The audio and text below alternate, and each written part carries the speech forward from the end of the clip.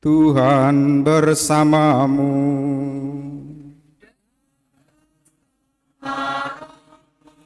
Inilah Injil suci menurut Matius.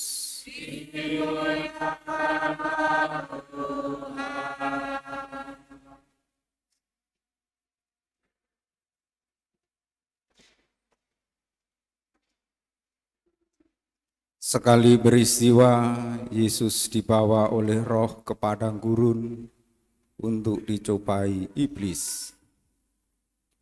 Setelah berpuasa 40 hari dan 40 malam, akhirnya Yesus pun lapar. Lalu datanglah si penggoda dan berkata kepadanya, "Jika engkau putra Allah, perintahkanlah supaya batu-batu ini menjadi roti."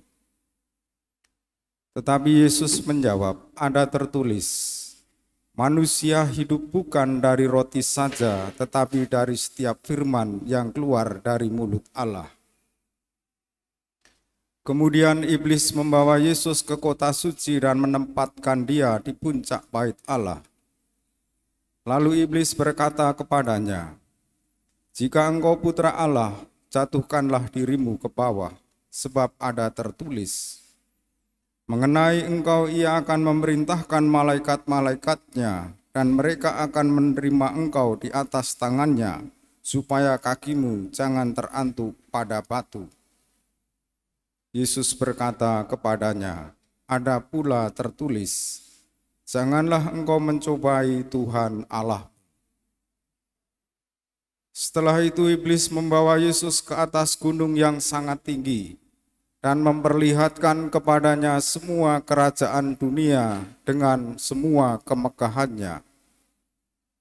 Iblis berkata kepadanya, "Semuanya itu akan kuberikan kepadamu jika engkau sujud menyembah aku."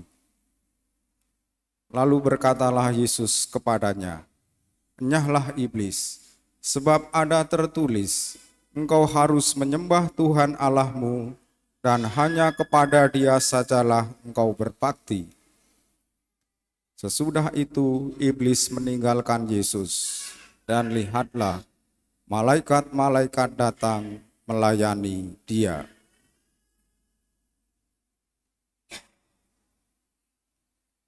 Demikianlah sabda Tuhan.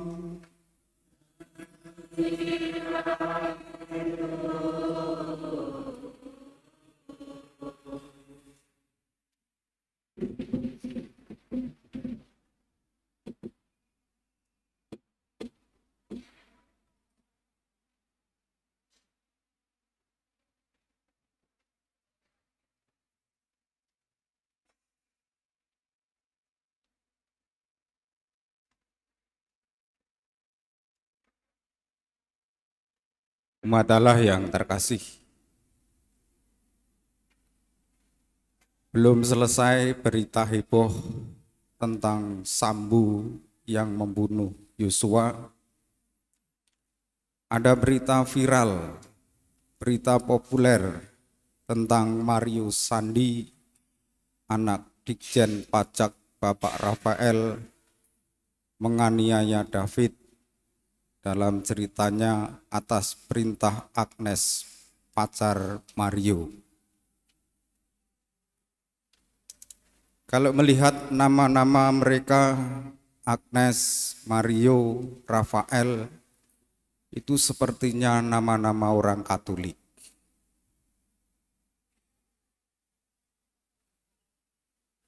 Kalau ada kejadian seperti itu, kita bertanya, setan mana yang merasukimu? Setan bisa menggoda secara tiba-tiba dan jatuhnya bisa sangat parah. Dalam penelitian, 1 dari 3 remaja berusia 10-17 tahun memiliki masalah kesehatan mental. Gaya hidup hedon, suka pamer, sedang melanda manusia. Dengan kasus itu, tampak kelihatan bahwa mobil Rubicon, bapaknya platnya palsu. Orang yang suka pamer, orang yang hidup hedon, orang yang ingin kekuasaan, gampang sekali jatuh dalam dosa dan mudah sekali digodai oleh iblis. Penggoda tampil pertama-tama sebagai iblis, sebagai diabolos, yang menurut arti katanya ialah orang atau makhluk yang pekerjaannya memecah belah pikiran dan membuat hati bercabang. Iblis mau menduakan perhatian Yesus yang sepenuhnya terarah kepada Bapanya di surga.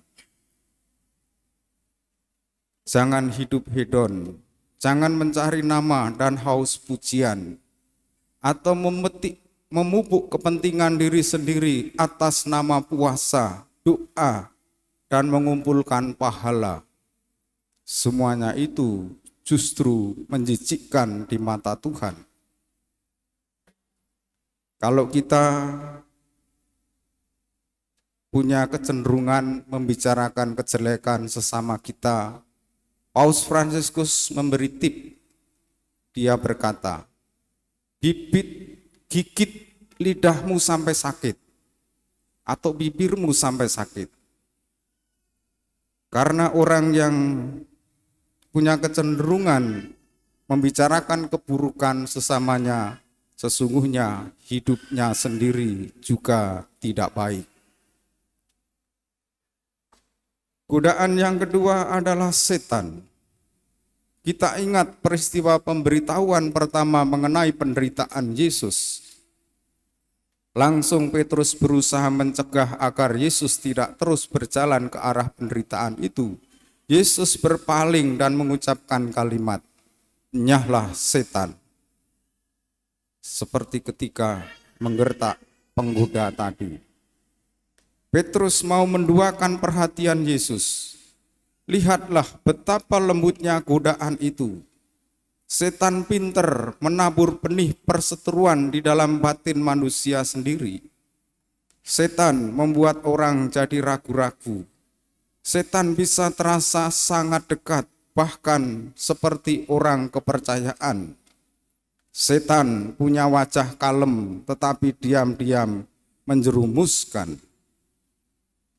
Kalau kita suka gerusa-gerusu atau gegabah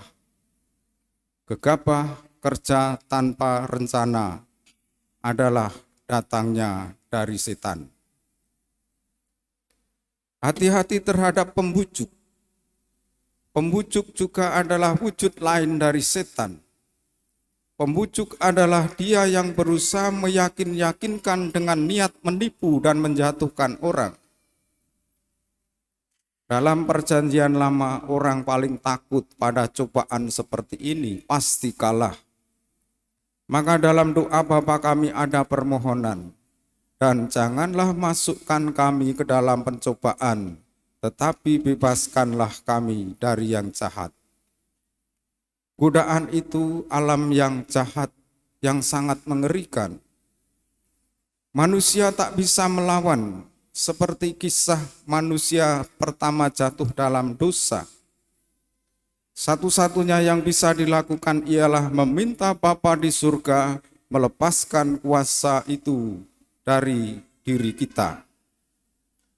Nanti di Taman Getsemani, Yesus tergoda untuk ambil jalan lain, tetapi ia tetap mendekatkan diri kepada Bapanya. Begitulah yang kita dengar dalam Injil tadi. Di padang gurun Yesus digodai oleh iblis, oleh setan. Iblis yang memecah belah pikiran, setan yang menyeretnya ke jalan sesat, dan pembujuk yang menyebarkan benih permusuhan. Yesus berhasil keluar dari padang gurun ketika ia dicobai karena ia tetap berpegang pada sabda Bapanya di surga dan dibimbing oleh Roh Kudus. Kalau dalam masa Prapaskah ini kita jatuh dalam dosa, entah membicarakan keburukan sesama kita, atau kita haus kekuasaan, mengumpulkan harta secara tidak halal, berarti kita sudah terkena bujukan setan. Setan, iblis, penggoda, kalah dengan orang yang beriman, yang mengandalkan kebesaran Tuhan dalam hidupnya. Mari kita berdiri, kita berbaharui iman kita.